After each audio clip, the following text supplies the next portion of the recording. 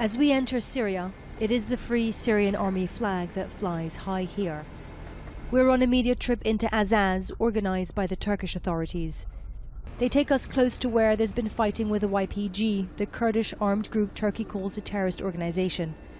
Turkish forces are trying to push it out of the region of Afrin. The front line is just a few kilometres west of here. Both Turkish troops and the Free Syrian Army are taking part. We ask one of the FSA fighters why he is involved in Turkey's operation. For some, it seems, it's personal. We're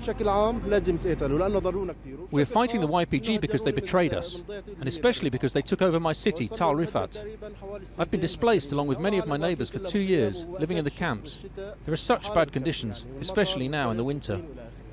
What our Turkish escorts are telling us is that the front line with the YPG, with the Kurdish fighters, is just further along that mountain. There's also Bursaya mountain, which is over to this side where there's been active fighting. But what is clear here on the outskirts of Azaz city is how much of a presence Turkey has. They are, of course, supporting the Free Syrian Army fighters, the Syrian rebels that are really taking a large part in this operation that Turkey has undertaken against Afrin.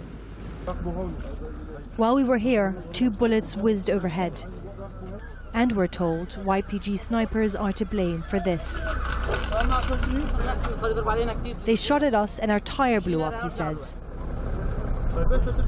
We move on and into the city of Azaz. ISIL was pushed out of here in 2014, but life remains difficult. Nazar has to provide for 13 members of her family, she tells us. She is all alone. War has now become the norm, she says. People like us are used to the shelling and the explosions. The young children are still scared. But we've been facing this for a few years now. We're not afraid anymore. There is hardly any electricity here. Generators are the only way to get light or heat. And the winter rain has left the streets thick with mud. The black paint on this wall reads, "For sale." It seems some still dream of moving on from here. The landscape in this part of Syria is dotted with tents. Millions of Syrians remain homeless in their own country. We have been here for 3 years and the tent has never been fixed. Because of the rain, the tent leaks and there are 7 people in one tent. Our situation is terrible.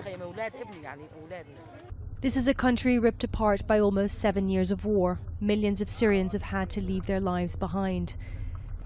And as the years go by, the war simply seems to change its form. The guns seemingly impossible to silence. Stefanie, DEKKER, Aljazeera, Azaz, Syria.